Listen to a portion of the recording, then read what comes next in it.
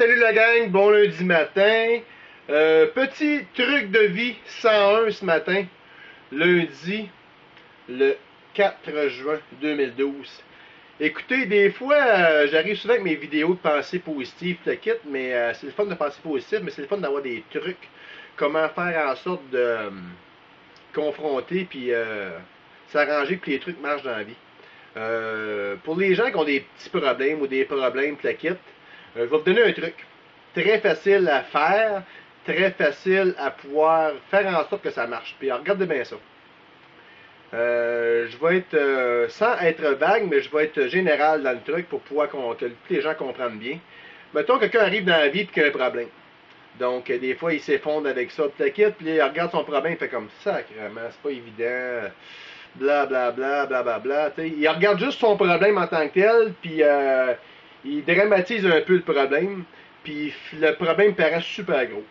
Mais un petit truc comme ça, imaginez-vous, ok, vous avez votre problème dans votre tête, là, que vous pensez avoir, puis le kit que vous avez même, là, puis imaginez-vous un autre problème.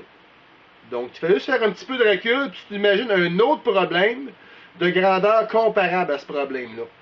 Tu fais juste l'imaginer. Tu l'imagines, puis tu le ressens, puis tu le vois vraiment comme un autre problème.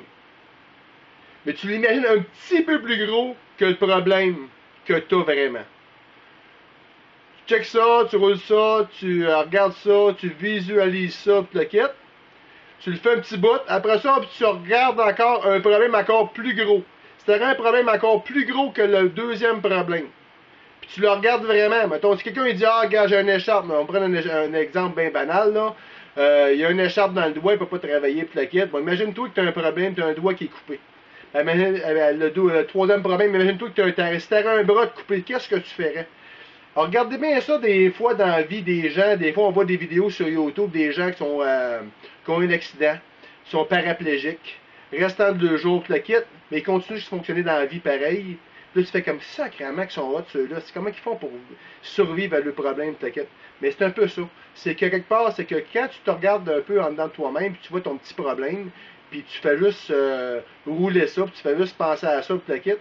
Mais imagine-toi que tu as un problème encore plus gros, un problème encore plus gros, un problème encore plus gros. Mais si tu le fais vraiment, puis tu le visualises, puis tu le regardes, puis tu le roules comme si vraiment que si tu avais vraiment ce problème-là, tu vas voir qu'après une couple de minutes, 10-15 minutes, tu vas réaliser que ton petit problème du début, il est petit en sacrement comparé aux autres que tu as imaginé qui sont encore plus gros. Puis là, les solutions vont venir. Bang, bang, bang, bang, bang. Donc, c'est mon petit truc de vie 101 ce lundi matin 4 juin. Bonne semaine à la gang. Soyez prudents sur la route. Annonce d'appui.